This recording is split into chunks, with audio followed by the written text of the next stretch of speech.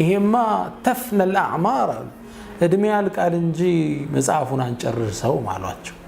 እርሳቸው ምን አሉ ማተት الهمم አሉ ወንያችሁ ሞቷል ማለት ነው አሉና 30 ቮሊዩም ተፍሲር ኢማም الطبري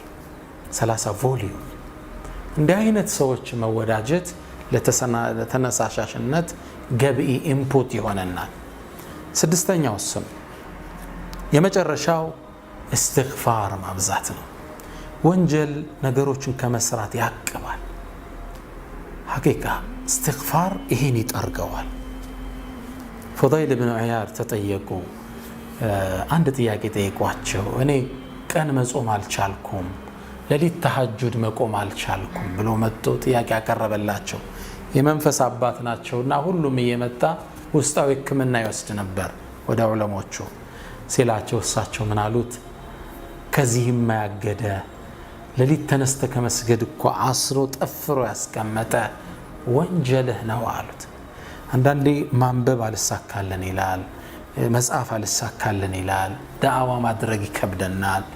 የሚይዝ ነገር ተነሳሽነትን የሚያስር አንድ በሽታ አለ እሱ ማዕሲያን ወንጀል እሱ ደግሞ የሚታጠበው ምንድነው ان الحسنات يذهبن السيئات ذلك ذكرى للذاكرين ذكر አድርገን استغفار አድርገን ወደ አላህ መመለስ አላህ ያኔ ተውፊቅ ይሰጠናል ተውፊቅ ማለት አን يوفقك الله لما يحبه ويرضاه ለሚወደው ነገር አላህ ሲገጥምህ ማለት ነው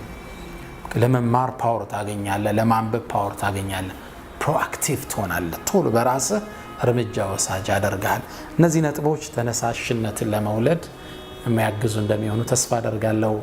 ሰለላሁ ዐለይሂ ወባረከ على نبينا محمد السلام عليكم ورحمة الله تعالى وبركاته